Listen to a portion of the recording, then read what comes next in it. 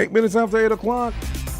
Coming to you live also on the cables, Ultra TV on Channel 40 on TVC. This is Island T, and of course, we now streamed on Facebook, YouTube, the Win FM website, and of course, Twitter. And we got our guest host, Chef Rich, in the house, and the stiff waist man, Azard. Jamster, I thought you were going to introduce me, as the host and, Azard, but you said stiff waist. I thought you were referring to you at the start. Whoa. I was like, Jamster, I'm sure you're not that bad. I'm sure you could move a beat. Oh, trust me. Nothing stiff about my waist. I see. Don't know if I could say the same about you. I try a little thing, I might not be the best, but I think I could move a little left and right. How is everyone doing this morning? We good. If I tell you. I see we were all racing for the time here this morning to get in and get ready. But it's a beautiful Wednesday morning. It's Wednesday in the Federation of St. Kitts and Nevis. How is everyone doing? Chef, tell me. You see, now you say it's Wednesday, just realizing it's Wednesday. Let's just say last night was mad. Like this man here. Oh, wow. Let's just say I was fighting with centipedes all night. I actually got bit. So gosh. I was scared to sleep. We were like huge ones, and just found one under my pillow, got bit, got rid of that. All night scared, like, okay, I can't go to sleep. So after 2, I'm not sleeping, I'm tired. Wow. And then I found, just when I was like, I swear, okay, let me just go and sleep. I just happened to glimpse and then see another one again going on, an even bigger one, darker. I was like, oh my What, do you live in the middle of a cane field or something? What's going on? But you did some cutting? Yeah, they Usually, just cut the yard. When you cut the grass, yes, trust me, Oh my God. as soon as you cut the grass, so those persons beware, once you cut those grass, get your whatever you need, your shoe, whether you need, what we call it, the bop? Yeah. It's the bop we use. But I'm all naturopaths found out peppermint oil and frankincense, actually. And tea tree, they hate it. So you want to see us lathering. Thank God I have these things. Thanks for telling So you me. could use those. I think I remember reading something like that with essential oil as well. Essential oils, So if you maybe use the oils to... Yeah, it can't they breathe through the skin or something like that, and it really upsets them. So that was my weapon for the morning. Not a weapon, though. A weapon.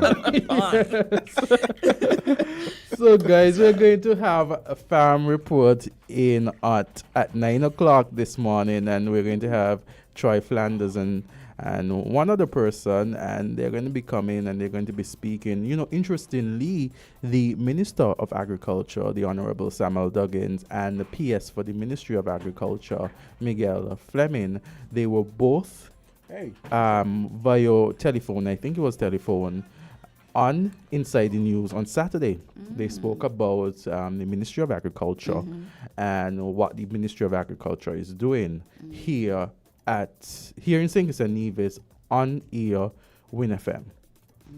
So I tried to listen some of the it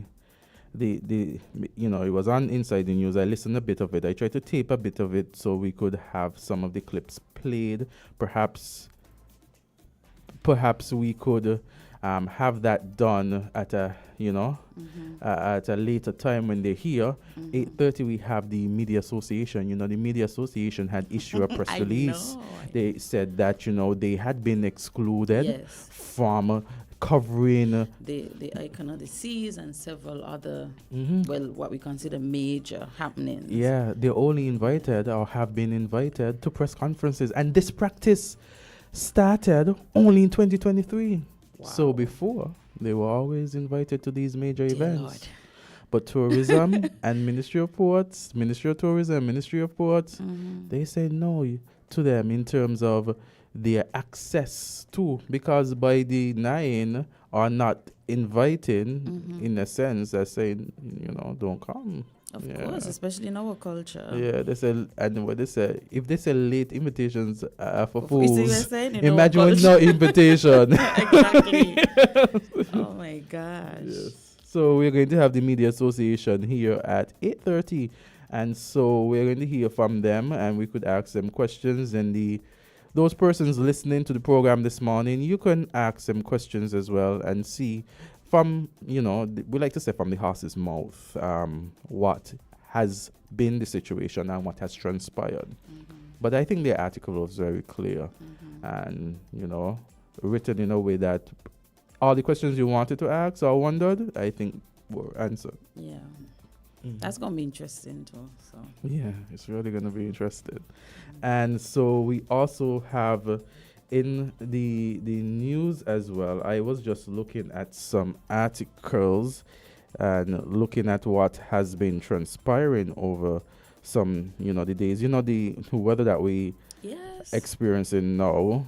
The seas are very rough. Very. I saw videos of the boats on the water, but really being shaken, moved left, right, and center, for lack of a better expression, based on the sea. The sea is very rough at this point in time. Even when you drive across the Bay Road, Yeah. you have all this salt and sea blast coming at you.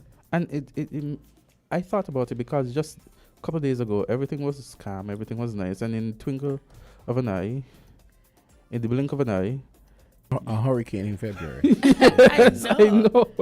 But the thing about it, everyone is talking about the rain that is to come, and so, but to me, everything has been normal, save and except the sea and the winds. Yeah. You saw the video with Winnia. There were videos being circulated of Winnia. I think the plane was trying to land, I think in Sabre, on more than one occasion, and upon trying to land, they had to, abort that and go back up and do it again, and then abort that and go back up. So several attempts for landing. Everyone was safe. They landed safely eventually, yes. So that shows us the strength of the wind. So we might not feel the intensity of the wind here, but definitely as go up higher, it has affected even the aircraft, the small aircrafts. So, and here I see Australia routs West Indies for 86 and makes clean sweep of ODI series. And I know we have a series where we talk about sports on Win FM with Mr. Mills, but here I seen an article that says that fast bowler Bartlett ran through the West Indies lineup with another impressive total of 4-21 as Australia swept the one-day international series with another resounding 8-wicket win on Tuesday. Australia won the first match by 8 wickets in Melbourne and the second by 83 runs in Sydney. Bartlett grabbed the 4 wickets in his debut ODI at MCG in the series opener before the pace bowler was rested at Sydney. Ripped through West Indies batting as the visitors were bowled out for 86, the fifth lowest total in the ODIs. So, in a nutshell, Australia roots West Indies for 86 and makes a sweep clean in the ODI series. So that's for the cricket fans out there.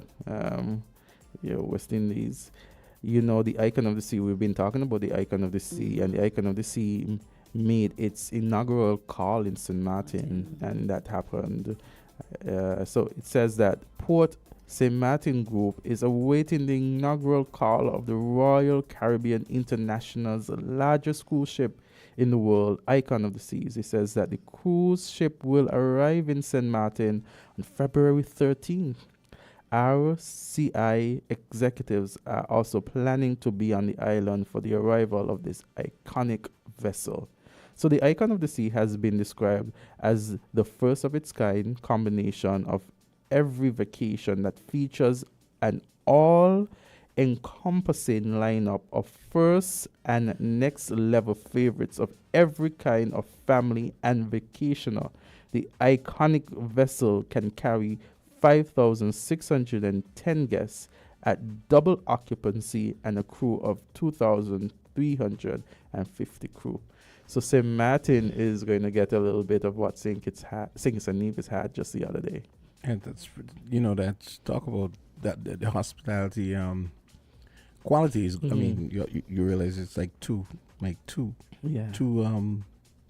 you call it? Two workers to a guest. That's what I mean. So Okay. that's pretty good. Yeah. With the crew to the guests, yes. The crew, that's Yes. the word I was good I really thought about the crew. I said that's a good number of crew members. Yeah. But I find they tend to have a lot of crew. Mm-hmm. Sometimes when they come in, you actually think that we who don't know, we think that it's like guests and stuff, and it's like sometimes they literally come here with all crew to do. You can normally tell not to. I hate to say things so racial, but when you say especially like a lot of Filipinos coming off the boat, it's mainly crew. It is what it is. It's not racial. And like you said just now that they said they have all these offerings on the boat.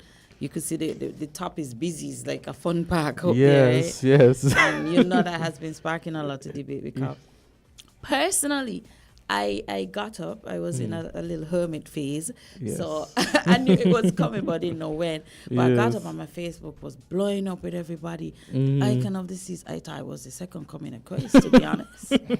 And then it was like, afterward, I was like, okay, I have to drive through town to see what's going on. And then everybody was... It was mixed feelings, like persons who are not in the industry, saying it's in things, we're doing it, and then persons in the industry like, Oh yeah. So that was interesting. A lot of 10 people come off, huh? I count. Okay, let me not. Maybe I shouldn't say that because those people on Church Street are really thin-skinned and sensitive. They might take 10 people literally and say, Jamsa said only 10 people came off the boat. Locals had a great time coming to view it. That's what I heard.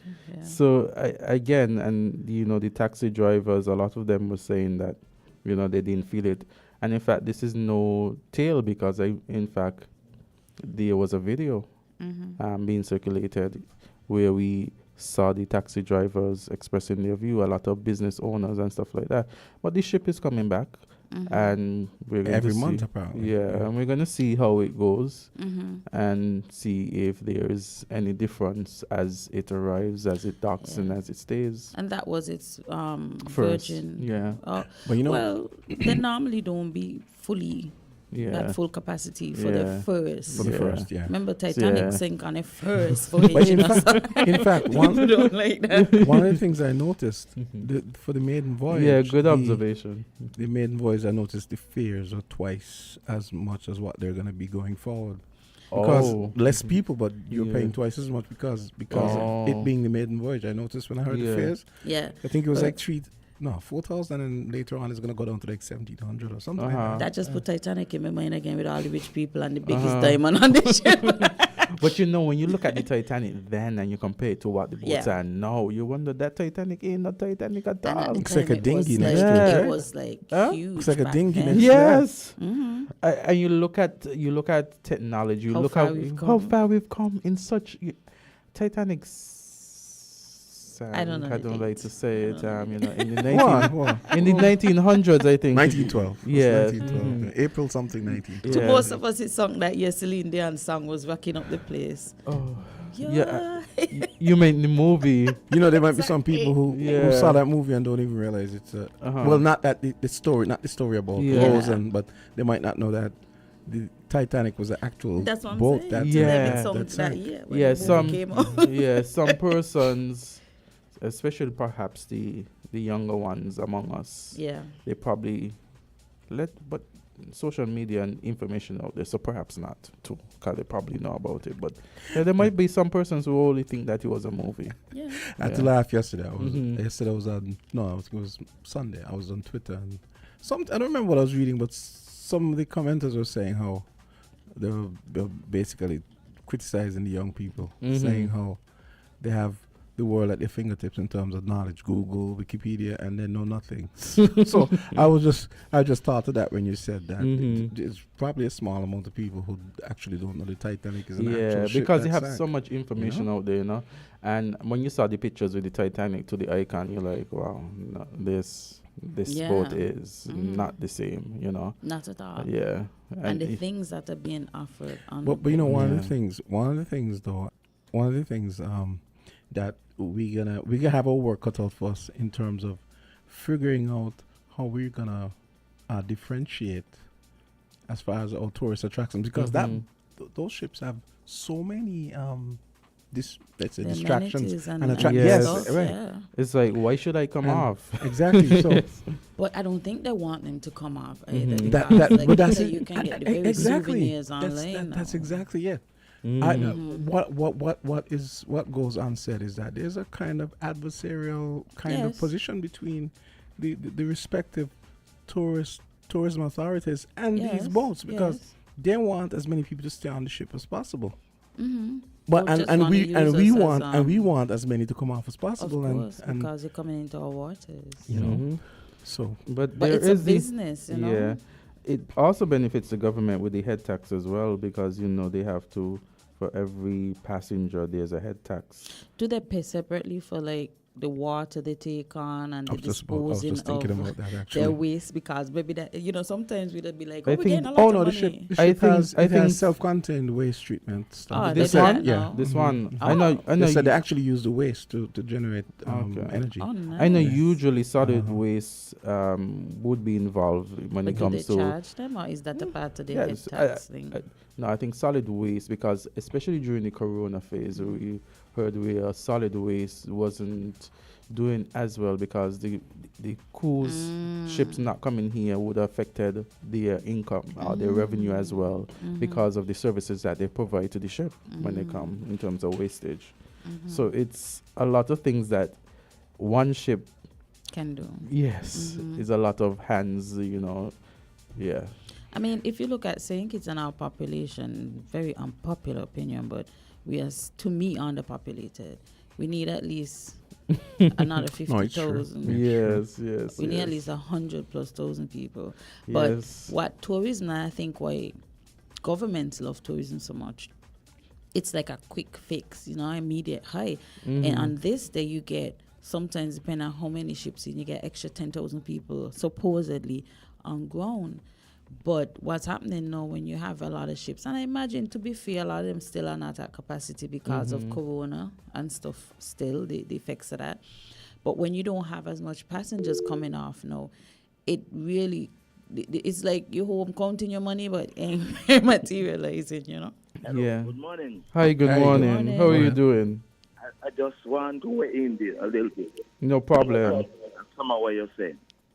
Let me tell you something. I would have seen as much as almost 20 cruise ships in St. Thomas, in the different ports and outside the port already. But after a while, they restricted that. When too many persons are on land in a small space, they are clustered, and they do not get the experience that I think they're looking for. And if we do that in St. Kitts, you find some of the taxi men would be hustling the people around, driving very fast and all that, because some of them, they do it in spite of that. And so forth. So I believe it should be a controlled number that are allowed to come to shore. So they shouldn't, I do not believe, this is my personal perspective, I do not believe that they should allow too many cruise ships to come in at the same time. Now, the taxi men, if you want to bother with them, it's up to you, Mr. Gumbs. Taxi men are part of kind of people that I don't seem to understand or ever understand. Most of them. I sometimes go there in the circus, and I've been doing that for many years. And what I realized, when Lindsey Grant was there, and in spite Lindsey Grant was able to get this number of visitors from the cruise ship visitors, they always have a case on Lindsey Grant. And all the cases were negative and saying all kind of things about the man. But right now, they have issues, but they're afraid to attack this present Minister of Tourism. Mm-hmm. I ain't telling you I agree with them, but for some reason they seem to be afraid to attack this one. Mm-hmm. But Lindsey Grant was nothing. Despite all what transpired, up to when the new pier was built, all sort of negativity. So I believe that, and you know what I call for too? I hope you all don't, would not tell the public. I expect the intelligent conversation that you all have. I always want to learn. And my father used to tell me, only when you're dead, you stop learning. Yes. So, and I believe him. Now, that the ship there, I understand it is fueled by LNG, which will be natural gas, and and a lot of other things. It would be waste to energy too. Mm-hmm. So, I understand some of that. But if you all have these information, you all should tell the public. Okay. We could learn a little more. But I know they say that the owners are concerned about the environment because, cruise ships and big cargo ships, etc. They burn what you call bunker fuel, which is a take-heavy part of the crude oil. Mm-hmm. So these are good things to tell people, in my opinion. Well, we'll try to get the information for you, I hope verified. you don't tell people that that ship is the biggest ship in the world, like some other radio station. It's the biggest cruise ship, but it is not the biggest ship in the world because it's not comparative to some aircraft carriers. Have a good day, and continue to listen for your intelligent conversation. Thank you so much, and thank you for calling and contributing and giving all such rich information, and you give so much of a positive plus to the program. So I want to thank you for calling in. Okay, it's 8:30. Let's take a break. We've got a team from the Media Association coming up next. We got Jamie in the studio already. Yeah. So this is going to be interesting. Andre is going to be joining us as well. That's really good. Let's take a break.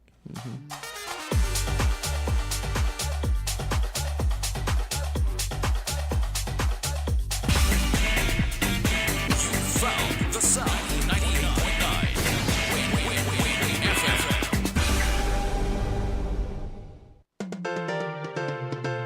If you need insurance, our service is the best. Home motor insurance can give you more for less. Property insurance can save you a lot of stress. At TDC Insurance Company Limited, we care about your investment. Guarantee you peace of mind. The best team in the business. Guarantee you peace of mind. No other company will. Guarantee you peace of mind. Together we'll succeed and guarantee you peace of mind. TDC Insurance Company Limited, where you get more coverage for less. Maybe it's the way the brilliant gold liquid reflects our sunshine, or how the bright blue of its label mirrors the clear Caribbean skies overhead.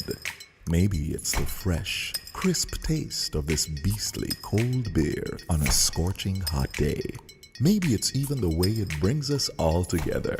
But one thing is for sure, Carib is very much a part of who we are wherever we're from in the Caribbean. Carib. It's the way we play. Drink responsibly.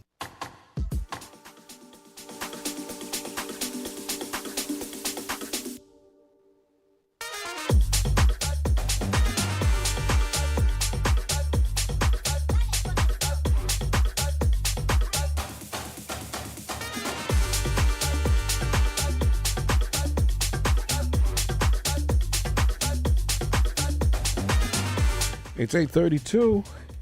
Yes. And as promised, we've got one of the members due to show up for the Media Association segment. We've got Jamie McPhail in studio. Jamie, what's up? I'm good. How are you guys doing? Good morning to everyone. Yes. Yeah. Morning. Yeah, just gotta get Okay. Yeah. So morning. Good morning, everyone. I'm good. How are you guys doing? We are wonderful. We've been talking about the story as it relates to the media and the exclusion from tourism and ports, big events, and only covering the press conferences, the invitations being extended to the press conferences alone. So we have you here in studio, a representative of the Media Association. So Jamie, tell us, we have seen the article. Mm-hmm. We have read the article here on WINNFM. We have discussed the article here on WINNFM. And let me ask you, what would have inspired, what would have... Prompted the Yes. press Yes. So we have realized, and Mhm. I'm happy that the president is now joining us so Yes. he can take some of this.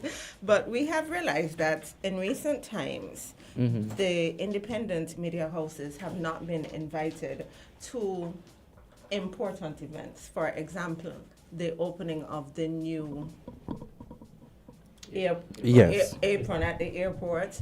There have been some new airlifts coming into the Federation that had ceremonies to welcome them. We had not been invited to that either. So Andre reached out, well, the association reached out to SCASPA, which is the authority. They reached out to Tourism Authority. the Tourism Authority as well, the Ministry of Tourism, the minister as well. And we really did not get the response that we didn't get any response in some cases. So that is basically what prompted the press release. Now, some people felt that it was in connection to the Icon of the Seas, which it really wasn't. The Icon of the Seas was just, the final straw that broke the camel's back. So the press release was issued. Since then, we have had conversations with the Prime Minister, who expressed some concern about what had been happening. And we hope that going forward, we could reach an amicable solution, a resolution to this matter. And you said it, and in the press release, it said that this practice, the Media Association, the practice was that you guys would be invited, but you saw from 2023 an exclusion from this. And I like how Jamie break it down in saying that, that is what prompted, and then the response from the Prime Minister and everything like this. But as you said, the response from the Prime Minister, I'm thinking, shouldn't the relevant authority have given a response as well, if it is that this is in relation to the Ministry of Tourism and the Ministry of Ports? I would assume that a response, even before it gets to the Prime Minister, would come from the relative authority. Yeah. Morning, everyone. Well, yes, I concur. But after the press release, when the press release came out, the day after, we spoke to the Prime Minister, and in fact, just yesterday, I had another conversation with him, and he's doing his best to ensure that we have a resolution and that at some point we will have a meeting with the Ministry of Tourism. It appears as if the issue is, and just from the conversations we've had, the limit of persons who can be at the airport for security reasons. But as we indicated in the release, previously what would happen is that even with those restrictions, we would still be given the opportunity to have media representatives there. If it's a case where less media people need to be there, we don't have a problem with that. We just need to have someone there representing the media. And by the way, it actually wasn't just the private news media. We discovered after that ZIZ also was not invited to Icon of the Seas. They did do coverage there, and from what I understand, they actually had to fight to get a pass to go there to do that report. But you said... And that's a state-owned media. Yeah, you mentioned Icon of the Sea, and Jamie before mentioned that it's not just Icon of the Sea, Right. but also extended from other things. Events, yeah. So my question, therefore, would be, was ZIZ's exclusion just as relates to Icon? Have they been generally included in like the apron opening and those kind of things? What we were told, I'm not sure about the apron opening and the others, Yeah. but what we were told is that the information service, SKNS, would have been invited, and then they would relay the information to the media. I had indicated at the time when that was communicated that that cannot work because one, SKNS is government, and so they're going to be promoting government, and two, generally speaking, SKNS tends to cater to the print media. So they will send out press releases. But then we have radio stations and we have TV stations. How are they going to get the content? And usually they don't provide, I mean, they will eventually if you ask, but it's not customary for them to release audio or video for the electronic media. So then the electronic media is left at a disadvantage because now they will now have, they were not there, they were not invited, so they will now have to find ways to cover the event without footage and audio, which is almost impossible.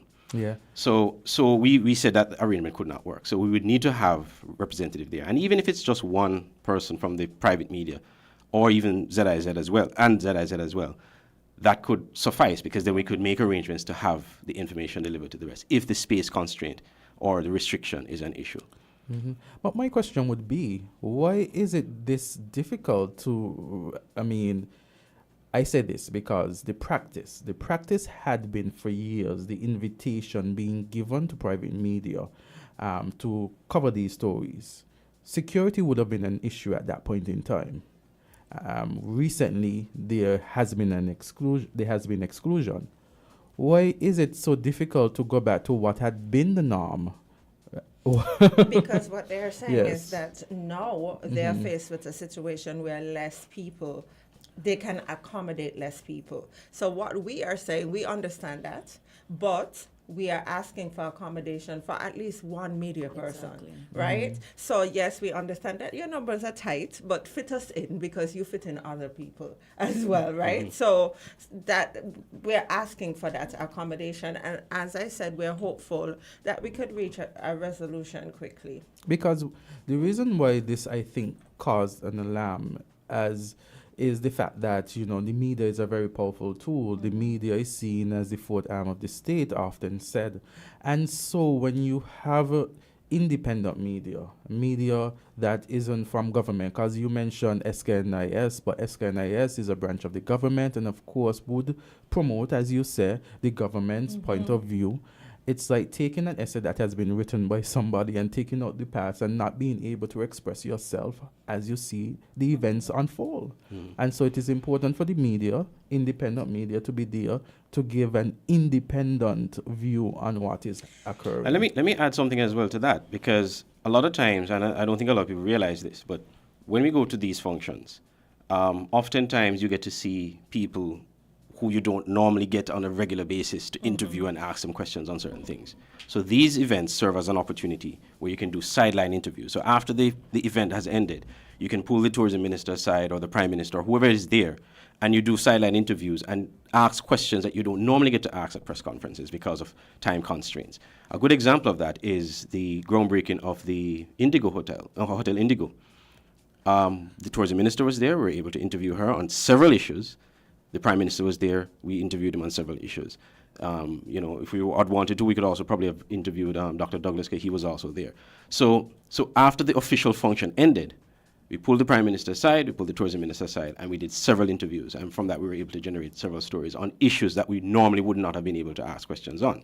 So it's not just even covering the event itself. It provides the media an opportunity to engage the newsmakers in ways that we probably wouldn't be able to at a Not press only conference that, or otherwise. But I think people are looking at it from a media standpoint that they're doing us a favor. It also provides an opportunity for these officials to come to the media, to have that opportunity to share their story.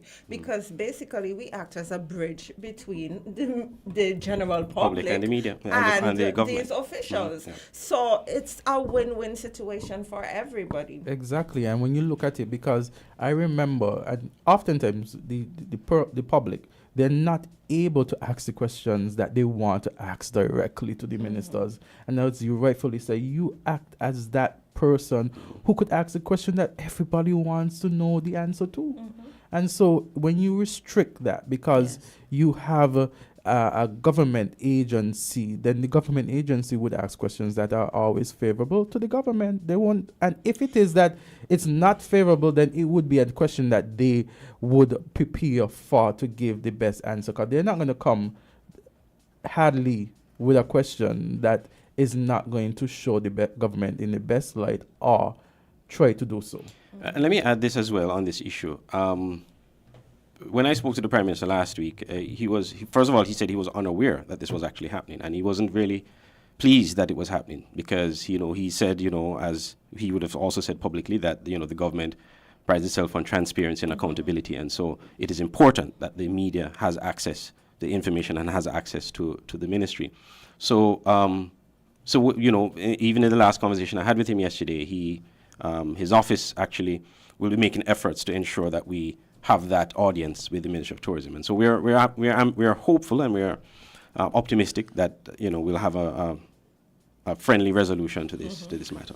I think it's unfortunate that you don't have the media savvy functionaries in some of these government departments who don't see, and it's a pity I have to use adversarial again for another matter, but who see the media as adversaries rather than a means to an end, right? and a way to get their message out there and do PR for the government. And the interesting thing about that too, Jam, says that interestingly though, generally speaking, and Jamie could back me up if I'm wrong, most of the ministries tend to be open to the media so far. I mean, based on the interaction that we've had with, if we need information, we can call a certain minister. If we can't get the minister, we get somebody within that ministry. Yes. So far it has been that way. The Prime Minister's office, as you know, the Prime Minister has the round table every month. And we do a rotation schedule with the because again, that is also a limitation in terms of space, because what they were trying to achieve is something different from a press conference where you have all the media there and you have this 2-hour event and only a few questions, you get a few questions in. So they were looking to have something where you have 2 or 3 media houses present and they can ask as many questions as possible within a certain time. And so we work together with the Office of the Prime Minister in that sense to assign a rotation schedule. So, and I think it's important to note with that as well, it didn't really start out as a rotation schedule, right, but there were media professionals who complained about the situation. So we went to them and they were able to rectify the situation. We also had discussions about the press conferences. Yes, press about the yeah. press conferences. We also had discussion about the Freedom of Information legislation before the legislation was even passed with the Attorney General. So far we have had a good relationship with officials within the government. It's just that, sometimes you have to push to make it better. but it is, it's funny. It's kind of like insult to injury when you hear that here's a perfect opportunity for tourism to do PR and they don't invite ZIZ. I mean, that has to be mentioned. But how does that happen? I think that's a question for tourism. Yes. I don't know, but I don't want to believe that this is something that has been intentional. I want to believe that this, it's an oversight administration, and maybe they just don't understand. But what, a comment with that would be, because I worked at SCASPA, I was the legal counsel for SCASPA for 2 years and part of the management, and so we would have a conversation with the media and team, and SCASPA has its own PR area. But as far as I know, the media was still included because you could give this SCASPA perspective, but then what another station or another person sees is different because they're not going to see from with the seat that you sit. But there are those who feel that because we have our PR unit, we don't need independent media. And that what is unfortunate. we are here to do is basically tell them, you need what? You need the independent media to be able to tell your story as well, because we're telling it from a different perspective. Listen, the public hearing it from you. If you come and say, I Azard, we don't generally want to believe you. But if you get it from a third party, then it seems more credible. Yeah. And also, I think that with a lot of you could say the media and PR functionaries in these departments, they need to make a big distinction between propaganda and objective news. Objective stuff happening that is the truth, has nothing to do with you trying to make a party look good or trying to make another party look bad. This is part of the problem too. Yes. And even just before, when the caller said that there might be taxi drivers who have their qualms, he doesn't necessarily agree with the qualms that they have.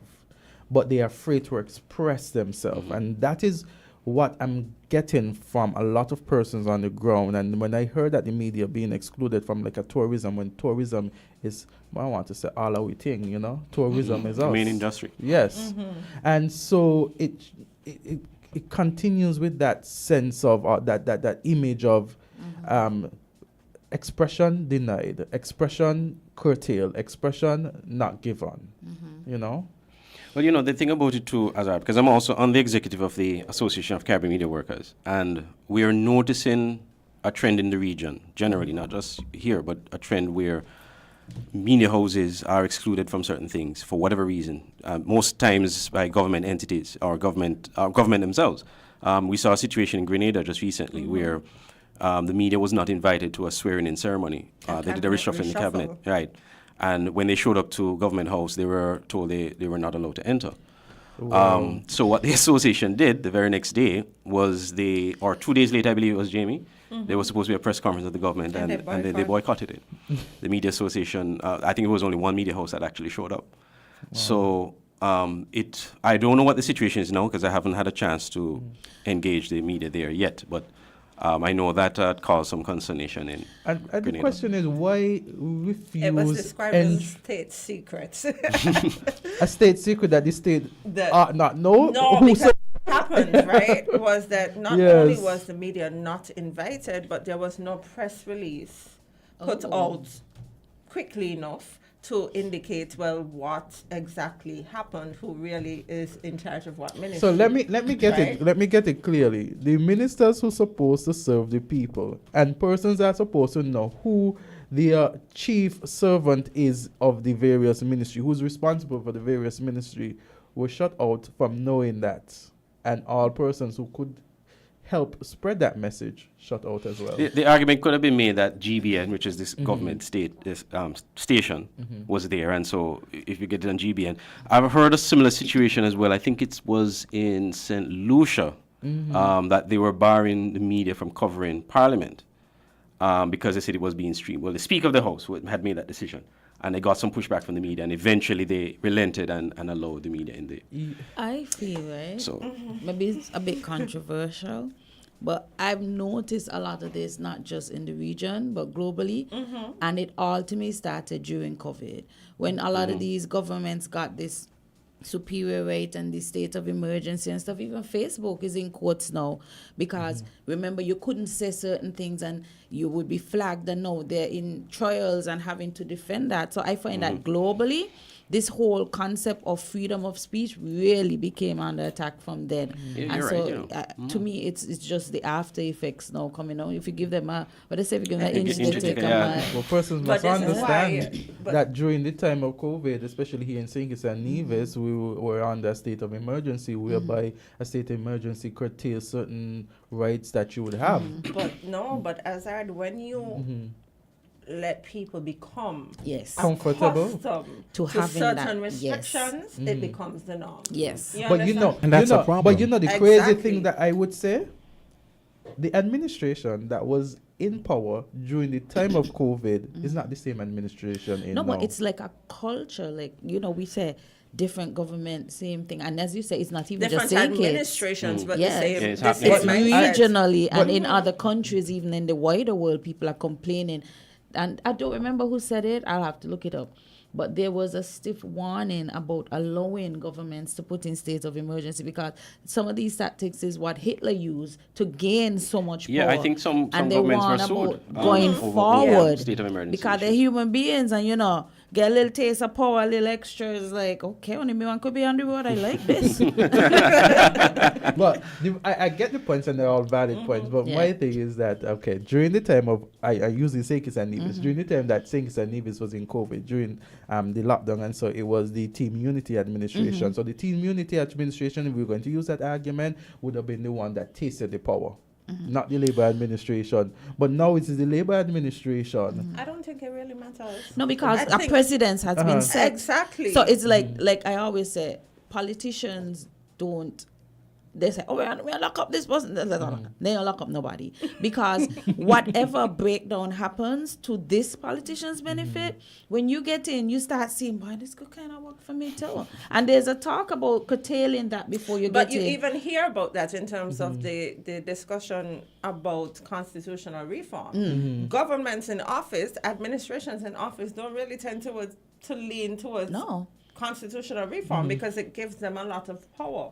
Yes. Now, my thing is, yes, the discussion is good, but this is why associations such as the Media Association of St. Kitts and Nevis is so important because we are able to come together as a grouping and lobby for these changes. We are able to say, no, this ain't going to work. A good example of that. A good example of that is which we referred to earlier, the Freedom of Information legislation, because it was passed on a team unity. Yes. We had a meeting with the then Attorney General. We had some issues with the legislation. And at the time he told us, at the time he told, that was a very long meeting. At the time he told us that they're actually looking to make amendments. So our suggestions are timely.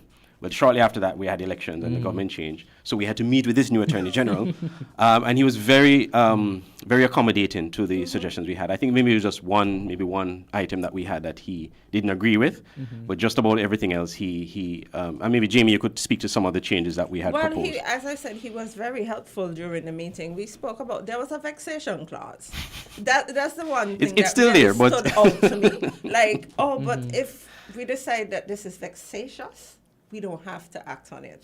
And that's one of the things. It's very subjective. Yes. And he agreed with what we were saying. We were also asking for time frames to be put in and that kind of thing. So he was very accommodating, I must say too. We didn't just come up with these suggestions out of a hat. We met with legal minds from Dion Jackson Miller from Jamaica. She's a journalist and an attorney.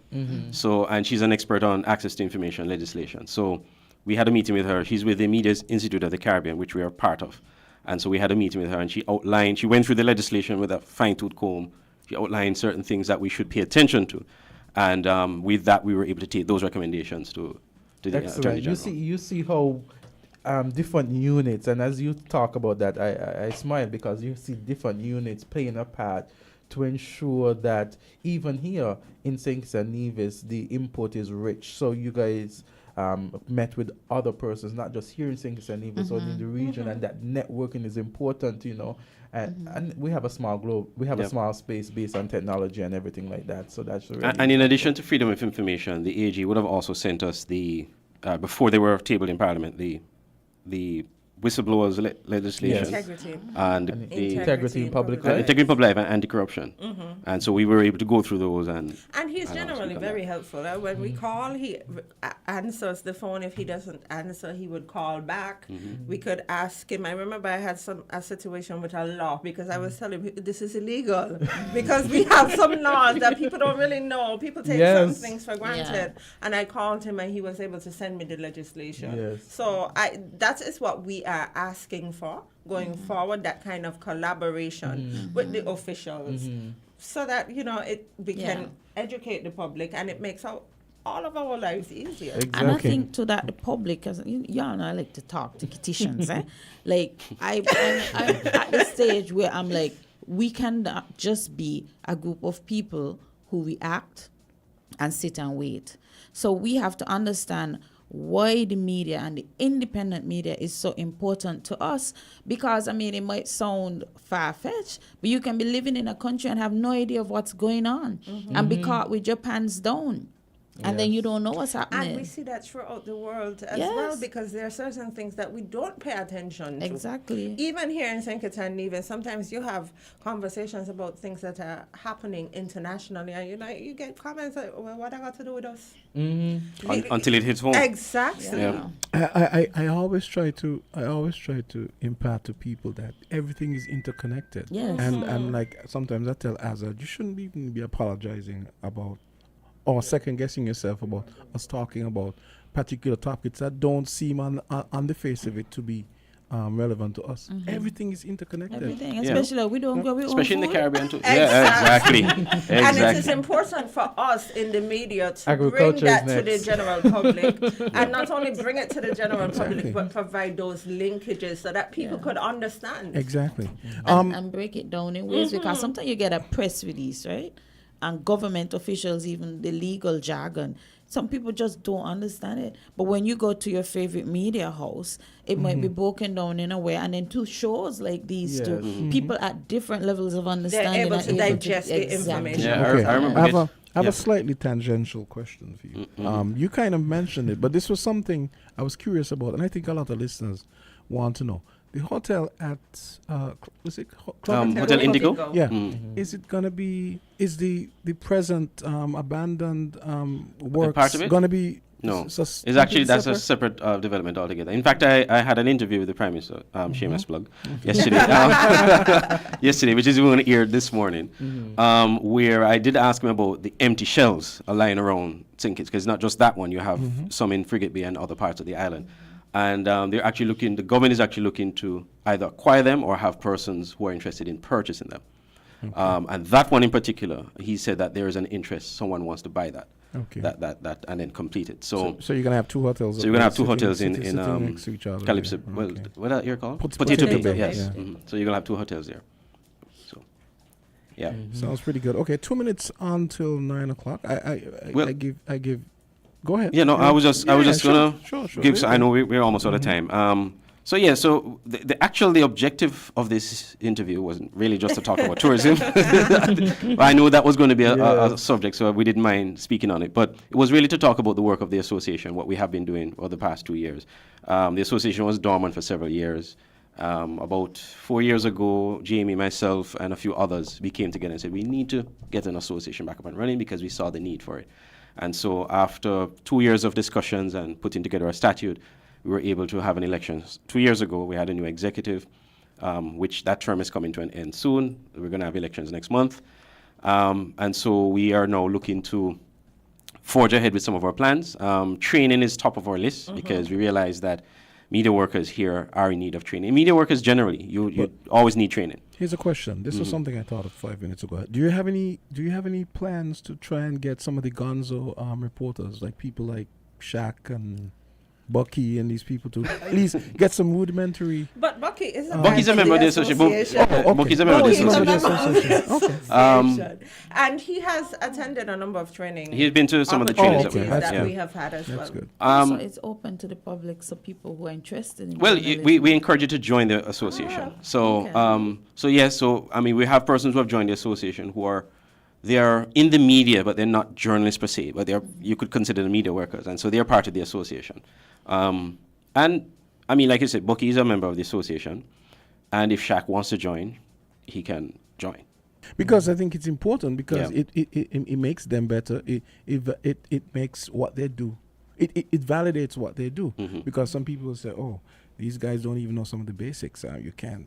That's hearsay, or that kind of thing. Although you do have, and people are free to, I mean, with social media now, anybody can pick up their phone and go and report on something. That's exactly the problem. You call So citizen reporting.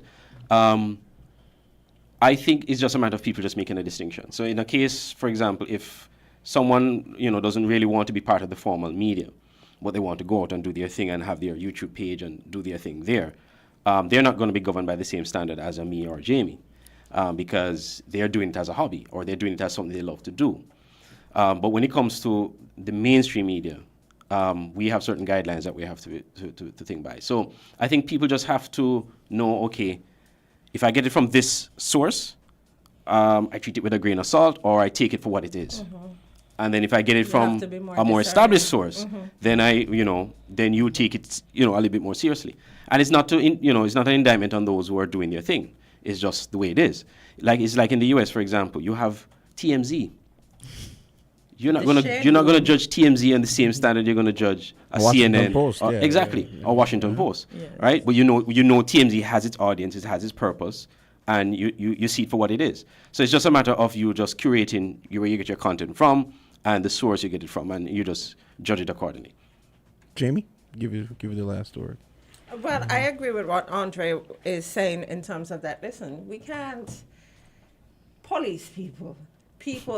We just had a very long conversation about the right to expression, the freedom of expression, and all of that. We don't want to do that at all. Our job is basically to assist people in training, getting better, providing representation as well. We're not a union, but we do provide representation in terms of these issues, being able to act on their behalf. So the 2 years went by quickly. Very quickly. It went by quickly, but we are happy and we are satisfied that we have been able to accomplish a lot in those 2 years.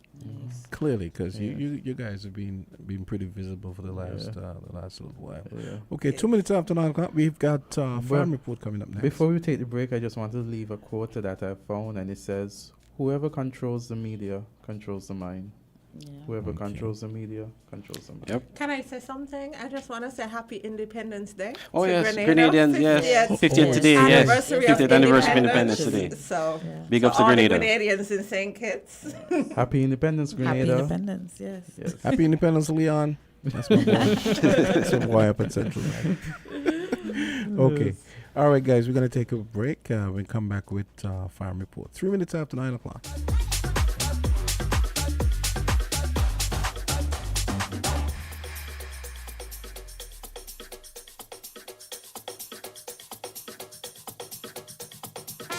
WINN is 98.9. 98.9 is Win FM. This Valentine's Day, be love and let it shine for all to see. With beautiful, hand-finished gifts from Pandora Jewelry, give them a piece of your heart with styles full of radiance and romance, iconic heartfelt symbols, and lockets of love for every kind of forever. Make every day together a gift. Be love. Shop Pandora Jewelry today. Noble Jewelers on Port Zante, across from Rand's Smoke and Booze. Here are your Horseman's Value Mart IGA specials. Running January 25th to February 7th. Now our Value Club Blue Tag specials. Ocean Spray Cranberry Raisins, $10.99. IGA Anti-Central Everyday Cocktail and Dry Roasted Peanuts, $12.99. Lender's Bagels, $12.99. Tostina's Party Pizza, $9.99. Kraft Barbecue Sauce, $7.49. Purex Liquid Detergent, $15.99. And now our very low weekly Value deals. Starter Kiss Tuna, $3.99. Hunt's Diced Tomato, $6.49. IGN Essential Everyday Mac and Cheese, $2.99. Mott's Applesauce, $13.79. Nabisco Ritz and Triscuit Crackers, $14.99. Equaline Mouthwash, $10.99. Shop Smart, Shop Value Mart, dale mi Spanish. Sea listo y haga sus compras aquí en Value Mart.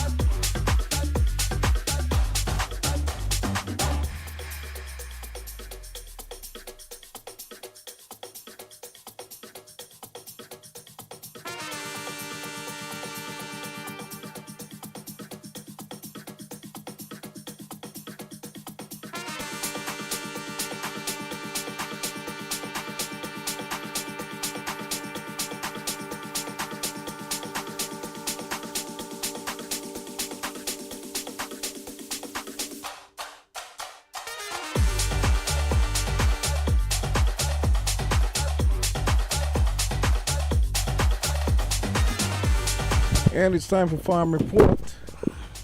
We've got two members of the consortium, and of course, my girl Chevrich. And my man, AZ. How's everyone doing? We're back, yes. And so we're here on Win FM again, as Jamsa indicated, Farm Report, Troy, the consortium, they're here, and we are talking about what? We're talking about agriculture. But, you know, I mean, we could get into the agriculture and the basis, but I know that the Minister of Agriculture was on Inside the News here on Win FM on Saturday, talking about what is happening in agriculture. And I just, some of the things that stood out to me during the interview, and I tried to, you know, for the interest of time, I didn't get the clip played, but from my memory, I know he asked the question if persons knew what the plan for tourism was, not tourism, we just had talking about tourism, agriculture, what the plan for agriculture was prior to his term in office. Because based on the interview, it seemed to me was suggesting that the 25 by 25 agenda should have begun since 2020 or thereabout, but nothing was being done. He came into office in 2022, and now he's trying to get it done. Another thing that I recall from the interview is the fact that, you know, talking about farmers and assistance that government give, but it's also just an assistance. Farmers should do what they need to do in order to get things done as well. Talking about tractors, I heard about tractors there. And I heard about when they selected the crops. It wasn't just him, but, you know, I think that he said a team went in with the crop selection and stuff like that. So I don't know if you guys heard the interview, but those are some of the things that stood out to me during the time. Seems like he had a lot to say. Good morning to all listening. Yes, good morning to everybody. Another farm report. And you know, the thing about it is that this program has become one of the most well-listened program a morning time. People look forward to this program every Wednesday. I get it from the calls and the people that meet me in the street and say that we listen to the farmers. So I will like to say a special good morning to all our listeners, all the super listeners, yes, and all of our listeners. The new ones who will be listening today, and so good morning. Today, I mean, last week you had some heavy hitters from the consortium, and I see we have one of the gentlemen hang over this week. So I guess he need no introduction, but that's Esmond Henderson. Good morning. Yeah. So he will finish something that he started last week, and then we'll get into the Inside the News program. Okay, no problem. So, Mr. Henderson, you have the floor. All right. Good morning again. And thank you for having us again. No problem. Today, I want to give a special thanks to Mr. Flanders again. And every week I am here, it just gets more and more important for me to say that when he came to the consortium and he told us that he had secured a program for us, and that, you know, the program is going to be helpful, you know, in the process of rebuilding the farmer's voice in the community, we had some pushback on the idea, because we said, you know, we're not going to be able to, you know, have content every week to go to the station and share with the general public. But to date, this program continued to be one of the foundation pillars of what we are doing, and in the sense that the government and the ministry has always been out there, and their side of the story was always put out, and the farmer's side of the story we had to grapple with, and we had to be challenged in the street, and we had to meet people one-on-one and explain to them that that's not the way it is. And you reach so many people, but your reach is only thus far. Mm-hmm. And so this program has given us a platform to be able to reach persons who we're not in day-to-day contact with. And so again, for that type of visionary understanding coming from Flanders in those initial stages, I'm just very, very, very pleased that we're able to take full advantage of the program. But just to say, last week we left, and Edison and myself was here, and I think Edison did a wonderful job of, as I said, he's the Chief Extension Officer for the consortium and the main data collecting person, and I think he did a wonderful job. Yeah. To say today, we have reached, I think the 10,000 pound mark in bell peppers. We are there or heading close there. From September last year, we began what we refer to as our planting program for the 25 by 25. And today, February, we are heading to 10,000 pounds of bell peppers being delivered to the packing house at the department. And so I want to commend the farmers. And that has been done through one of the most difficult planting period we have had in my history of farming. And so that is really commendable. And so I want to say to our countrymen, our fellow men, that a great percentage of the bell peppers that you're consuming today is coming from our local farmers. And that's something that we are really proud about.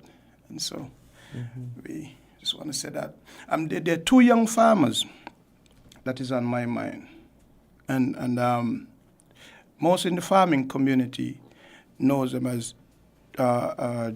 Jared, that is Bushman from the Phillipses area, and Andre Patrick, chemist from the Sadlers area. Those are two of our budding farmers. And I felt so pleased this week and last week to see both of them taking advantage of the initiative that was raised by the consortium to deliver. I think Bushy delivered around some 5,000 to 10,000 pounds of watermelon and pumpkin at the government facility. And Andre, I'm not sure of the weight, but when on my way to my farm, I saw him with what I consider to be a truckload of bell peppers. And that was one of those are two of the young farmers that started with us. And so I think they're now seeing some of the benefits of collaborating and coming together as a unit. So on those notes, again, I want to say thank you to Mr. Flanders for giving us the opportunity. But as it pertains to what you spoke of earlier, I had a call on Saturday, and somebody called and said, you need to go and listen to the radio. And I said, why? He said, the minister and the permanent secretary is on, and what comes after, I'm not going to say, but I wasn't immediately in a position to take up the offer, but I then went and listened to the tape. And for me, what I gathered as I began to listen, it was sad, is the tone and the tenor coming from the permanent secretary and the minister. We are here week after week, and we've said, if nothing else, we want to collaborate with the ministry. It is of utmost importance for us, because we're not going to succeed. I'm talking about bell pepper planting and 10,000 pounds and all of that. That is temporary. If we don't get the backing of the ministry, that's like a drop in the bucket. And again, I said, it was really appalling listening.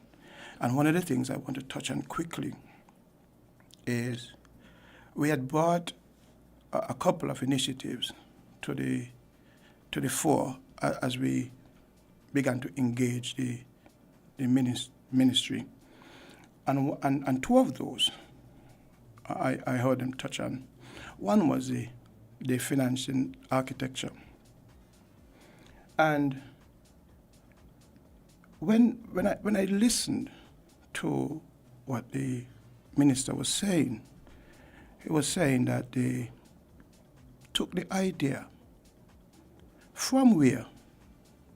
Where did they get the financing idea from? It was from the consortium. And he's saying that he has since gone to the banks and that there's something to be rolled out shortly. Now, we've been meeting with the minister and the permanent secretary for the entire year, last year. And not once were we called and said that the idea is being worked on. Here's where we are. We are ready to take the idea to the bank. What do you think about the idea? What do you think about what we have? And these are the guys who are saying that they're in collaboration and that there's consultation. The other matter was to do with the voice, and that is why we're here primarily this morning. Because now we heard again on the radio that they already culminate what the voice is going to look like. And now we're hearing that it would include, which we said from the beginning, that all walks of the agriculture society must be included. But now we're hearing that you have to apply. Now, these are ideas that originated with the consortium, and you would believe that if we had bones and flesh and skin is being added to the bones, that the most likely thing is to consult or engage the persons who are the originators of the idea. And we're not saying that our idea cannot be used outside of us, but we're showing you from the tone, the tenor, and the lack of cooperation, the lack of affinity for the consortium to cooperate is showing clearly in the role and of the permanent secretary and the minister. And so, to begin with, those were some of the things. And I think the permanent secretary said that he had reached out to the president who traveled on some private business yesterday. And I was aware that he did reach out to him early January, and the president asked the permanent secretary to email him what he had worked on, what he had prepared. To this day, they have not sent an email. So again, it begs the question as to, do the government and the Ministry of Agriculture want to collaborate with the consortium, or Saturday was a shellacking for the consortium? And that's the question that is that is left unanswered for us. Well, when you think about Saturday, what I get out of Saturday is more government control agriculture. And one of the things that the consortium is putting forward is for government to facilitate rather than to control. You get out Saturday's presentation that one of the big achievements is to land a Pantone, a Promix. That's one of the big achievements.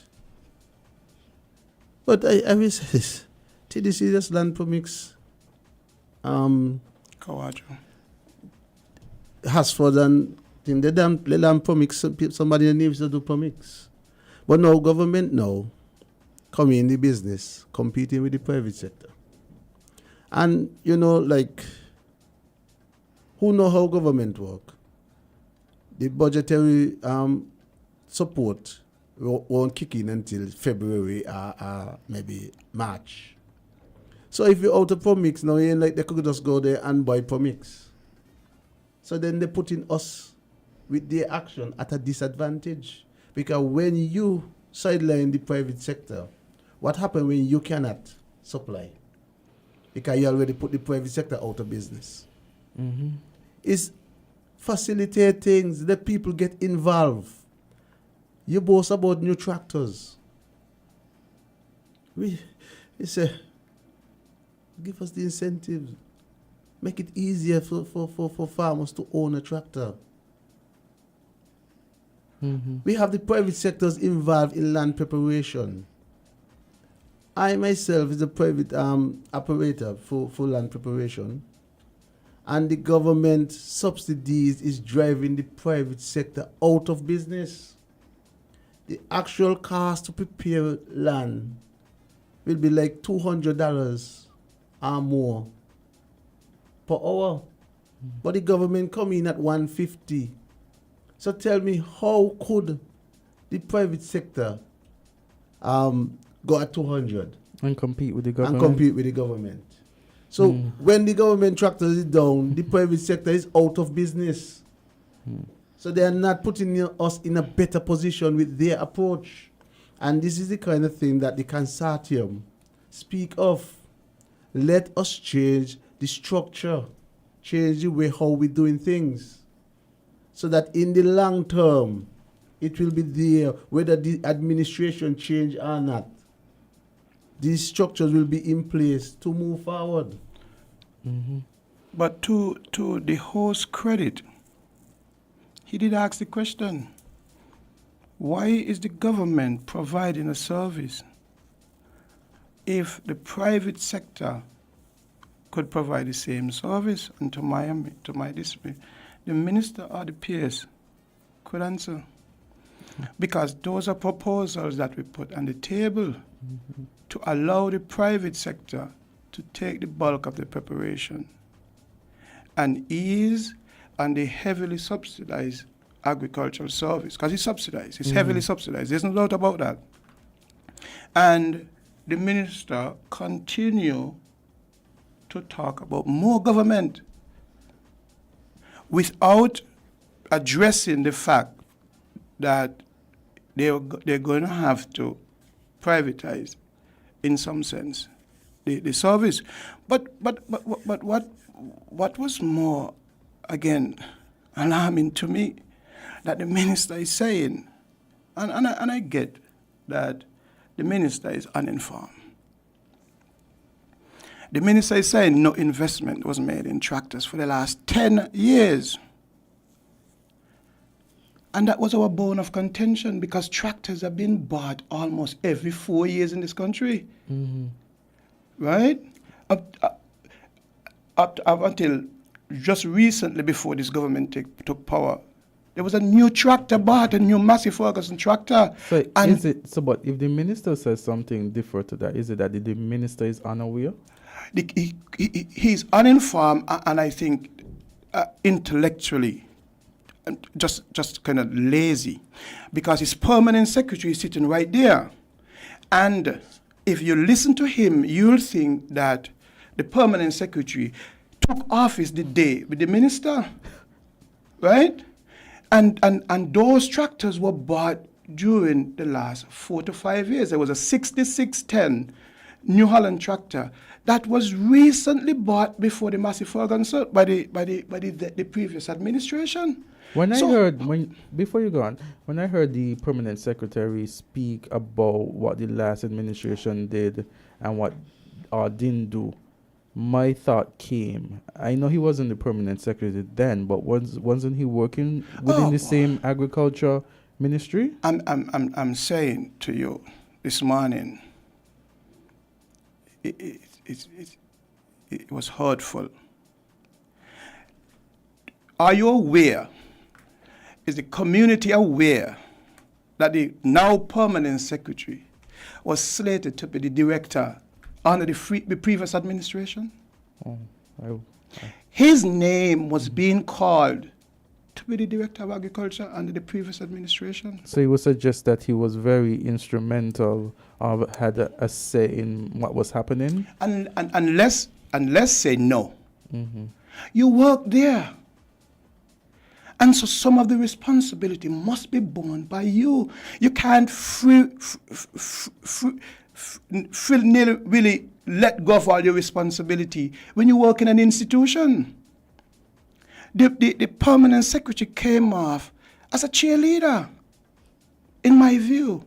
Because I listened to the interview, and that really stood out to me, the separation from then and now, recognizing that you were part of the ministry. Maybe you didn't have the power that you have now, or the influence or the position, but you were still a part of the ministry. And so it's like you saying what we were doing, you didn't even say what we were doing then wasn't correct, and so we're doing it now. You're saying what they did then wasn't correct, and so we are doing then now. The permanent secretary. We're not here to defend the previous administration. Right. Because the consortium started under the previous administration with the same concern that we have today. Right? So we're not here, just put it on record, to defend the previous administration. Because we could go way back and say when the sugar industry was closed, the European Union, I think it was 15 million euro was given for agricultural purpose. There is a comment on the Facebook page that says, these farmers do not want to collaborate because this is a political effort by a politician. How do you collaborate when all you do is attack the minister and permanent secretary? Thanks for that comment. and that's all I will say. Thanks for the comment. Well, I'll say, to date, right? This is Flanders. Mm-hmm. And I believe it is a well-known fact that Flanders has some affiliation with the People's Action Movement. Mm-hmm. And I'm going to give you the makeup of the consortium. Mm-hmm. This is Esmond Henderson, and I have no affiliation. I consider myself a wild card. Mm-hmm. Calvin Percival, one of the largest farmer in the Phillips Molyneux area, I considered him a wild card as well. Bryden Boody and Meshach Alford, which are the two only appointed consortium members, the president and the treasurer. Those are inseparable from labor. That's the heart and the liver of labor. In fact, isn't Meshach the general secretary of the Sinkers? I'm not sure what he is, but if you ask me what the affiliations are, I'm telling you. Lionel Stevens, I'm not sure. Trust me, he's a Rasta. And I don't know what he do when he goes into the poll. To date, we've been meeting for over 2 years. And politics has never, ever come up in one of our meetings. Never were we ever stall on a decision because we were looking at it from a political standpoint. If politics is ever raised among us, it's a joke. And we moved on. But what is interesting, though, is that the people who play politics into government is chastising people. Once they get into government, they're chastising you not to play politics. Again, if my memory serves me right, I remember when the now minister, again, was slated as a candidate under the Harris regime to be number 3. Allegedly. And so I'm saying, how is it that we are playing politics? Why is it only you could play politics? If we want to go along the playing politics route, why is it you could play politics? Play politics your way with agriculture into office. And when you reach in, it's about food security. It doesn't work like that. But let's continue. I think you said that quite well, you know. I think that's what let him say it. The way in which you express yourself, you did it quite well. Yes.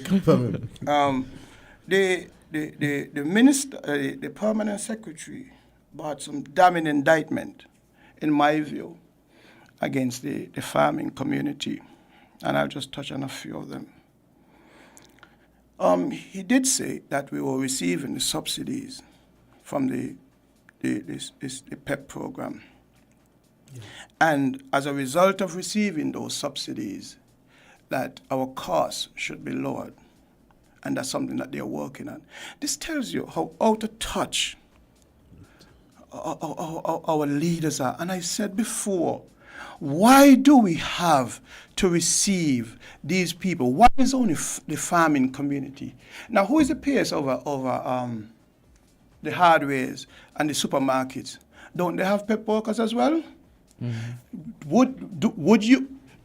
Do you believe that Dr. Hanley would be on the radio or his peers chastising PEP workers who are in private daycares, chastising the daycare worker owners to drop the cost because they have PEP workers? Mm. And so you recognize that when our leaders, agriculture leaders, when they think about us... So you're saying that the Minister of Agriculture was on the air... The permanent secretary. The permanent secretary suggesting that farmers drop their price because they're being assisted by the government? By the step workers. Through step workers? Knowing that the step program is a national program, and in all facets of the country, not just private and government, they're step workers. But I want to ask the farming community something this morning. Because from 2015 up until 2018-19, moving into the COVID pandemic, the cost of a 100-pound bags of fertilizer was $75. Do you know what it is today? Imagine. 180. So in 2016-17, 1 ton of fertilizer, which we could go through in a week, was $750. You know what it is today? $3,600. $3,600. A gallon of diesel around that same time was $9 and $11. 8. And we were screaming. The farming community was screaming. Those of us who have tractors were screaming for $9 and $10 per gallon of diesel. You know what it is? What we have bought diesel for lately? $23. In fact, just a small joke, when I went by the gas station just the other day, I asked what's the price on the tank, and they tell me 19. I said, what do you mean 19? Because then I was it. They had mistaken it with the diesel price. So right. So it's at 19. So when you said 19, that's pretty high. One of the Pro Mix that the peers is boasting about 5 years ago was for $108 at Kawajo. Yeah. Today is $220. And in some cases in the Hartsfords and the other larger corporates, $300 and $400. Wow. And so the permanent secretary is saying, based on the subsidies with the workers, could you imagine the permanent secretary for Mr. Maynard or whoever is over TDC? TDC have paid workers as well, and Rams, allegedly. Could you imagine one of their peers go on to chastise those companies and ask them to reduce the cost, which is so high as well, in those hardwares? Could you imagine that? They'll be reprimanded immediately. They'll be called into a meeting and be made to apologize. And so these are why and when he's finished doing that, when he's finished in telling the farming community and the country and at large how expensive it is to revive a water well, $600,000, and how difficult it is to bring water to the farming community, how he then go and negotiate with water department to give us water. Mm-hmm. His present posture will not allow him to be taken seriously in a negotiation. Because when you have scarce resources, you have to put your position forward with strength. If you are then saying to the farming community, you're so far from each other, and that is not true, because we have clusters of farmers all across the island. If you're saying to us, we're so separated that water can't come to us, it's difficult for water to come to us. Yeah, we believe it's difficult because the topography, saying it's topography doesn't lend itself well to irrigation because most of us are in the top. And so you would have to push water up the hill. But so is the same for Boardwalk. So is the same for the peninsula. But could you imagine the water service people saying to those who sit on the top of the hill in the peninsula how difficult it is for them to get water to them? No. As you said that, stick a pin. Yes. I think Kittitian They're going to Hill, compromise and give them water. I think Kittitian Hill is almost higher than any farm. Right. And they have pools up there. Every cottage has a pool. Ramada came after Kittitian Hill, and Ramada has a pool as long as the Frigate Bay Shore, in my view. I was there. So you're saying that it can be done? No, listen, I'm not saying that it can or can't be done. I'm saying your posture as the leader of the movement is weakened by your presentation. You cannot negotiate, because I'm not saying that we have enough water to give all the farmers in St. Kitts wherever they are. But I'm saying your position, especially when you're having a national discourse, must be one of optimism. And he said it was optimism. I wonder if he was pessimistic or optimistic. Because after those damning indictments, he's saying that he's optimistic.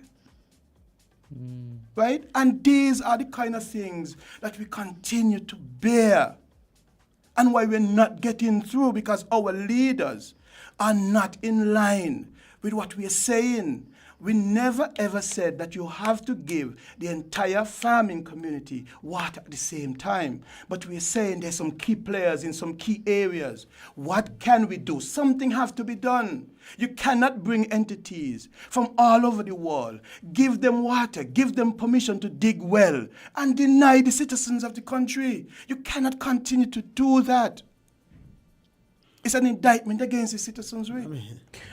You read a comment. You know, this is an ongoing theme. Yes. People are always talking about they coming here bashing the government. Yeah. Chef, this morning you spoke about some problem you have with the centipedes. Were you bashing the centipedes? This happened, right? And in fact, I have a comment here from I do not somebody. understand. I do not understand these people. Well, let me who's say saying this. that you're bashing the Let government. me say this comment comes from a profile that is unidentifiable, but is really as always a supporter by the action. They always comment. It seems to be not a legitimate profile, but one that supports the administration. Yeah, but as what I'm saying is, these guys come here every Wednesday, and they talk about the things that need to be fixed. How is that bashing the government? Actually, I have a comment here from they've come here. Chef says she has a comment. They come here, and I mean, last week or the week before, Troy was talking about, they're doing a good job. Let me tell you why, with the land, because the land prep and so on. I do not understand. I quoted something. He who controls the media controls the mind. And so if you have someone out there who is discussing things that's not favorable to you, then you are telling and you're educating others as to what ought to be done that isn't being done. And so the government, as it seems, can't handle that. Why can't they? This listener says, to say that the consortium only bashes the administration is very inaccurate. As a matter of fact, they have been on the program no more than a month ago, commending certain efforts by the ministry. Persons must be fair and do away with this short memory behavior. As an unbiased listener, I commend their efforts and for speaking their truth. And Chef, I didn't see the comment, but it upsets me. And I'm sure that comes from a legitimate source. Yes, and this one that I read first didn't come from a source that you could put an identity to, a real identity to. You know, when the consortium come together, right? We decide on 3 pillars. We are going to lobby on behalf of the farming community, and we decide that we're going to agitate on behalf of the farmers, and then we'll be doing networking networking. And so far, we have been doing all three, right? And because of the consortium, they could boast about 2 new tractors, right? They should be actually thanking us for making their work easier because we are pointing out where they could improve. So I don't really pay much attention to who want to bash the consortium. Our job is to do what we are doing. So if they think that we are political, it is because we want to change the system as is. So if you want to call me political, kudos, I'll take that. Political mean changing the system as it is. So I have no issue with you saying that I'm political because it's the policy that they have we want to change. But to me, if they listen to you guys, you guys come with well documented. Where you see Mr. Henderson present himself this morning, I'm like, wow. It's so refreshing because when you think of agriculture, the kind of people, you will see me over here going like, whoa, because the kind of passion that he has for agriculture, right? It's coming out to the pores, and it's a concern that he has. This is the work that the consortium is doing is work that oftentimes government pay consultants for and don't receive. You understand? Yes. And so this is work that the consortium is putting up valuable work that if the government and the minister and the PS and the Ministry of Agriculture was just to say, let me see what they got here. Okay, then me am I making sense, boy. Consultation, free consultation. So yes, I could be them then? Well, I think too, we are going through a sort of evolution in ourselves as individuals, because in the past, it was governments, wherever they give us, we take. But then now you have organizations like yours coming, which I spoke about yesterday, that we need more organizations like these. So it's a sort of teething pain, because now we have a situation where authorities used to just being in that I tell you what to do position. And, I feel like Kittians need to come out and demand more and say more and be more proactive. So you're going to have some pushback in between there. But I think it's a good thing, because we do need that, and we are going through a transitional phase as a people. People are more educated than ever before. Hello? People want different things. Hi, good day. Caller, go ahead. Hey, good morning. Good morning, the consortium. Good morning to the panel list. I am one of the few persons who was able to get in and chat today. It was a long epistle, emptiness. Because, for example, right now we're facing a situation where going for about 2 months now, Ministry of Agriculture bought a bulldozer, started to clean Milan and can't finish it. A man up here creating a problem up here, blew a big hole in the fencing, so the dogs them come out to attack me, pit bull included, damage up my pipe and thing. Tomorrow I scheduled for a backer to come and finish the job. The PS mentioned, I getting help. Until now, he ain't called me up from since Saturday until now. But have a nursery, composed of almost over 3,000 seasoning pepper seedlings. And the being, right now, they're going to blossom my young ones and them. And it's like deep lines involved on my farm, a lot of investment, This thing, and I want to tell people, they talk about PAM labor, wherever. I come out of labor house, and Douglas run me out of labor. So when people talking cash against government, I never been against the government, because I am a member of the government. They are the ruling administrators, and we here, they're here to serve us. They're being paid by us. And it's like, I'm going to do a lot to do. And it's I'll tell you something to any one of those dogs here come out of that place and attack anybody. I've been on the radio long enough.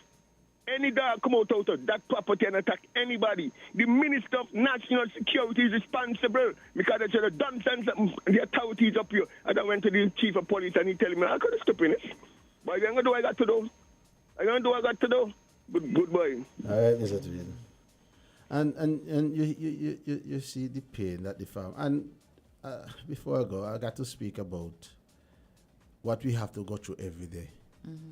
I mean, coming in here, you feel all the wind, how strong the wind is blowing and so. And that has done some damages to the farms. Farmers get crop destroyed. Before, one thing that... With that, so you see, it's not an easy road. No. For the farming community. I listened to the interview with the minister and the PS, and I heard them speak about educating the farmers, that the farmers need to be educated. Listen, because man. I sit on this show with two, in my view, educated farmers who know exactly what they want. I just smiled. I mean, when I listened to the minister, I said, it was almost like a why top-down is he so approach. Ill-informed? Don't he know that our largest farmers, our top-tier farmers, has been in farming before he was born? Keatley Armstrong, Roland Mills, Luther Clark, Tracy Peets. These are our top farmers in this country. And the way that he has to bring us in and inform us, just listen to the tone. If I want to, if I want the buy-in of the community, I mean, I didn't go to Taiwan, I didn't go anywhere. So I made it to high school. And I know if I want the buy-in from anybody, that my tone has to be right. I have to at least make what we're doing an inclusive. So if I'm talking about learning, I'm saying we have to learn. Not we have to teach them. What you listen, let me just say how you say it. Let me say to you. I understand. Mr. Armstrong, and you see him driving around there, that man has been in business for over 40, 50 years.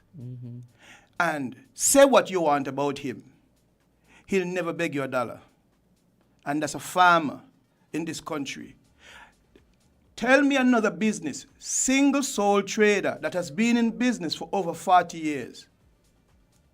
And then you begin to recognize the value and the worth of these people under the most difficult situation, applying the trade year after year, and remain in business. Most of the business that you know that are in business today is not there for 40 years.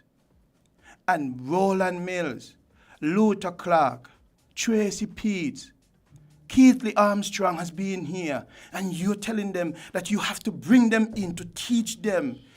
You need to go and sit with them. You need to go. And I want to touch on another point, because I think the ministry is conflating lecture and consultation. When they bring us into a room, they have 5 presenters, and we're going to be there for a specific period of time. And we're lectured too. And that's how I see it. Yeah. At the end of the lectures, you're asked, did anybody have anything to say? And maybe a dog eat a sheep, and maybe somebody's pumpkin spoil, and maybe somebody never get the tractor to prepare the land, and the meeting is over. I understand your frustration. And this is what the ministry is referring to, consultation. Consultation is when you start with no idea, with everybody in the room. You begin to build what the idea would look like. And you know how happy farmers are. Because as the permanent secretary said, some of them don't even know what to record. In his speech, he said, some of them we don't even know what to record. But if we don't know what to record and we are practical, then give us the opportunity to tell you from a practical standpoint how to do things, and how good it would be that when you go to Mr. Armstrong and he tells you blue and black, and you recognize the ministry is incorporating blue and black. Do you know what that does for the people who don't know how to record things, as he's saying? But Mr. Henderson, you mentioned it quite well, the way in which you put it over. If you listen to the interview conducted by the minister, with the minister and the PS, the whole way in which the whole manner, their tone, the way in which they express themselves is as if we know it and we are going to show what is supposed to be done to the farmers. And the way in which you're able to counter that by saying, well, there are farmers who have been in farming longer than you have been alive or been around in the practice or in the ministry. It shows the level and it gives the understanding of the persons we're dealing with in the farming industry, because it makes it seem as though farmers don't know what they're doing. From that, that is what I gathered. Because that is my opinion from what I listened to. From my view, and I've been here for over 25 years. I started full-time farming when I was around 19 years old. And I'm telling you, farmers has been some of the most humble people that I know. Very true. I mean, to a point that it becomes detrimental to them. Yeah. Yes. Mm-hmm. There's been you even when we have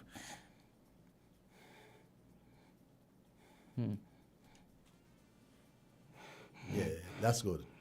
They don't. But you see, the thing is that we've been frustrated for so long, right? And what the consortium is doing, as the lady pointed out, I don't think they realize they have any idea how to react to it. So it's just like when you cage an animal and they're just pushing back without himself taking time to pull back and look at what we are presenting and try to meet us. You know, halfway. Yeah. I feel that that's what it's all about. It's almost like the struggle you have between parents and teenagers when, you know, you're coming of age and you want to assert certain autonomy. And I think that's what's happening. And our leaders, not just even in St. Kitts, but globally, have been realizing that people don't want you to just govern us. We want you to go and do what we want you to do. And this assumption that you know better just because you're in authority. And I do agree that I'm also in agro-processing, so I can see the challenges and the things that I would like farmers to change, in my opinion, but I'm not a farmer. So at the same time, we have to understand that you can never know a man's journey until you walk in his shoes, and there's specific things that are very challenging to farmers, so we can't just assume that they don't know what they do. But at the same time, I understand with the minister, he has these things to meet, and this 2025, and they sign on to certain things. But we must understand that because it works out there, you can't just come and drop it on us. You have to know what you're dealing with and tailor it. And collaboration is so necessary. And people are not just being bad-minded. We're skittians. If you look at this gentleman, and as I tell you, I sit here, and the passion that's coming out of him, this is something that he values greatly and dear to his heart. And we all, it may not be agriculture, but we all have something that is our life's purpose and that we value. And so as Kittitians, we need to take this political argument out of it, because it's not helping us. When the minister and the secretary, the permanent secretary, acts as if, as you said, he wasn't there, that's something that disturbs me, because we have no continuity. Because every time our government changes, we caught in the middle as a people, and there is no progression. Something starts, it ends. And we have to understand as a people that we have to understand these things for ourselves, because it's divide and conquer, you know. You know, and if we have passion for something, we have to come together to fight for it. As far as the minister and the permanent secretary is concerned, to me, they have no credibility. They have a problem there. Because, you see, none of the approach that they are taking is an original idea from them. So when you're going to say that you just come, they meet this, the greenhouse village started under Al. Al Edwards. Yes. Yes, you know, Al, yeah. Yeah. So when they're gonna say like give impression that they just come and start in these things, it's not true. So when I hear them speak, I know definitely anything they say I take with a grain of salt. Yes, Because they have a credibility problem. And the thing about it keep playing out as they go on the media. They keep playing out and playing out. They keep saying things that it may sound to them that they maybe they don't know the difference. Maybe they don't even know that they are lying. Maybe that's a strong word, but maybe they don't even know that. It comes to my mind because oftentimes, Mr. Honorable Samuel Doggins, he's been the minister for like 2 years, Minister of Agriculture, and Miguel Fleming, he's been PS for the same time that Samuel been minister almost. And he come in September. And it comes off. You have, no matter when you come into a position, you're new to the position. You don't have a wealth or all the information. You're still relatively new. There are persons before you who through experience would know so much more. Take those persons. Listen to those persons. Work with those persons, because you have the position to facilitate, not to control, not to demand, to facilitate. And that is what I'm seeing his role ought to be, a facilitator. Unfortunately, though. And they're wasting all this energy being defensive. Channel that energy into being corrective. Right. But do you know, there were 4 proposals that we took to the minister very early. And for those who think we're political, when this government took office, we were already meeting with the then permanent secretary, Collins. And our first meeting with Collins, he came in and as the president would say, he slammed a book on the table and he said that this is political. The very first meeting that we had with him, he said this is political. When we were through the first meeting, he said we had to meet again. Before we go, there's a comment again. It says, Azard, Samuel Doggins is a farmer and knows how to run a successful farm and produce to sell in our supermarkets. Okay. You remember Ron Collins did say he wasn't going to take the meeting with the consortium because he looked at it as contentious. Yes. And at the end of meeting with him, the first day, he said, we have to meet again. When can we? And so, he began to see the value. But when the government took office in August of 2022, one of the unanimous decisions was to allow the minister to begin to take shape on his own. For him to begin to envision what he wanted before we start having conversation with him. Okay, guys, we have to stick a pin there. I found out this morning from Andre. We're simulcasting this live on Channel 40 on the cable. He says TVC cuts off exactly at 10, so I want us to wrap up this nicely. Guys, so we'll continue this next week. We got 1 minute until 10 o'clock. Yeah, thanks. Yeah, yes. that's gonna do it for Farm Report this morning. And like we said, brought to you live on TVC on Channel 40. So see you guys tomorrow. Yes. We're out. Right. All the best.